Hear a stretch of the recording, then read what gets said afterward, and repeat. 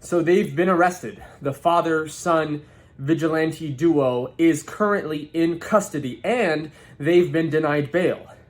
Is that enough? Has our righteous indignation been relieved? Do we not do anything else? Let's just take a moment to think on why we're so upset. 74 days, a video, national media attention. That's what it took.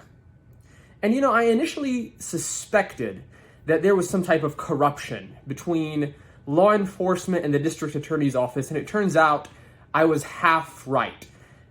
Glynn County Police Department actually wanted to arrest the McMichaels, but representatives from the DA's office told them not to. Who's the DA? Jackie Johnson. Now, Jackie Johnson is put in a position of trust for administering justice amongst the citizenry. She needs to be removed from office for violating that trust. It's so unjust. I can't even find the right words.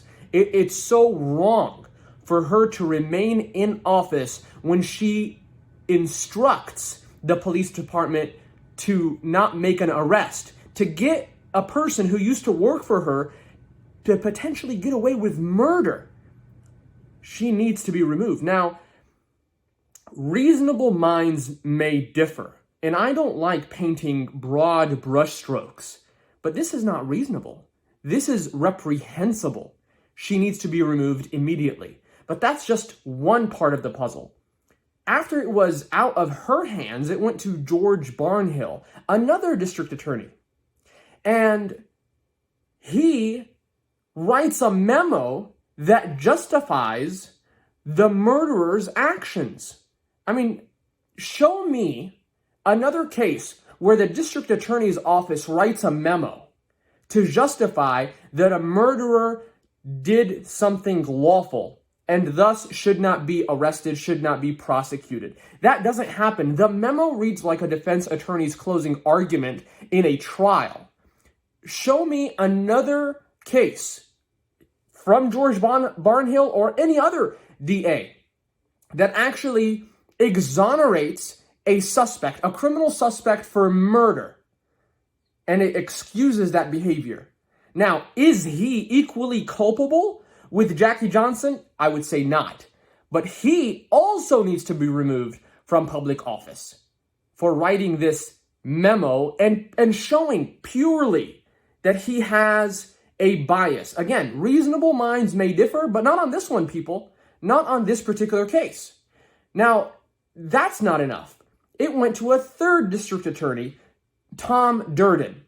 And Tom Durden, thank the Lord, requests GBI to get involved after Vic Reynolds, the director of the GBI, calls him and says, listen, if you need our help, we can help you. So thank God GBI got involved under the direction of Vic Reynolds.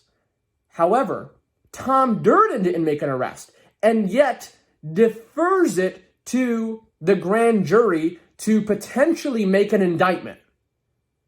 And the grand jury, as we know, Georgia's under lockdown, will not convene until mid-June. Why did he delay that?